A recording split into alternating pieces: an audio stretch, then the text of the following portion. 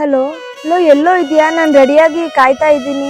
ರಾತ್ರಿ ಲೇಟಾಗಿ ಬಂದ್ರೆ ಪಿಜಿಗೆ ಸೇರ್ಸಲ್ಲ.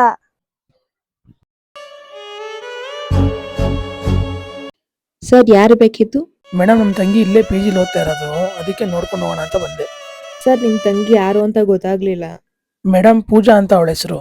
ಅವಳ ನಿಮ್ ತಂಗಿ? ಸರಿ ಸರಿ. ಯಾಕೆ ಮೇಡಮ್ ಮಾತ್ರ ಕೇಳ್ತಾ ಇದ್ದೀರಾ? ಏನಿಲ್ಲ ಬಿಡಿ. ಹೇಳಿ ಮೇಡಮ್, ಪರವಾಗಿಲ್ಲ. ನಿಮ್ ತಂಗಿ ದಿನ ಯಾವ್ದೋ ಹುಡ್ಕೊಂತ ಸುತ್ತಾಡ್ತಾ ಇರ್ತಾಳೆ ಗಾರ್ಡನ್. ಮೇಡಮ್ ನೀವು ತಪ್ಪಾಗಿ ತಿಳ್ಕೊಂಡಿದ್ದೀರಾ ಅನ್ಸುತ್ತೆ. ನನ್ನ ತಂಗಿ ಆ ಥರದವಳಲ್ಲ ಮೇಡಮ್. ನಿಮ್ ನಂಬಿಕೆ ಇಲ್ಲ ಅಲ್ವಾ?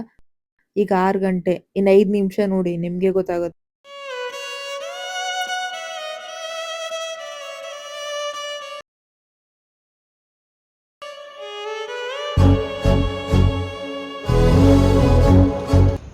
ಅಣ್ಣ, ಯಾರು ಅಣ್ಣನಾ? ಏನು ಮಾಡ್ತಾ ಇದೀಯಮ್ಮ ನೀನು? ನೀನು ಚೆನ್ನಾಗಿ ಓದ್ಲಿ ಅಂದ್ಬಿಟ್ಟು ಇಲ್ಲಿ ಸಿಟಿಲಿ ಓದಿಸ್ತಾ ಇದ್ರೆ ನೀನು ನೋಡಿದ್ರೆ ಈ ಥರ ಬೀದಿ ಬೀದಿ ಸುತ್ತಾ ಇದೆಯಾ? ಅಣ್ಣ ಅದು ಅವ್ನು ಬರೀ ಫ್ರೆಂಡ್ ಅಷ್ಟೇ. ಅವ್ನು ನಿನ್ನ ಫ್ರೆಂಡ್ ಆಗಿದ್ರೆ ಏನು ಕೊಡೋಯ್ತಾ ಇದ್ದ? ಅಣ್ಣ ಇನ್ನೊಂದ್ಸತಿ ಈ ಥರ ಮಾಡಲ್ಲ ಅಣ್ಣ. ಇದೇ ಲಾಸ್ಟ್ ವಾರ್ನಿಂಗ್ ನಿಂಗೆ. ಅಣ್ಣ ಅಮ್ಮನ್ಗೆ ಹೇಳ್ಬೇಡ ಅಣ್ಣ, ಇನ್ನೊಂದ್ಸತಿ ಈ ಥರ ಎಲ್ಲ ಮಾಡಲ್ಲ. ಅಮ್ಮ ನಿನ್ನ ಮೇಲೆ ತುಂಬ ನಂಬಿಕೆ ಇಟ್ಕೊಂಡಿದ್ದಾರೆ ಕಣಮ್ಮ. ಅವ್ರ ನಂಬಿಕೆಗೆ ದ್ರೋಹ ಮಾಡಬೇಡ. ನಾನಂತೂ ಸರಿಯಾಗಿ ಓದಲಿಲ್ಲ, ನೀನಾದರೂ ಅವ್ರ ಹೆಸರು.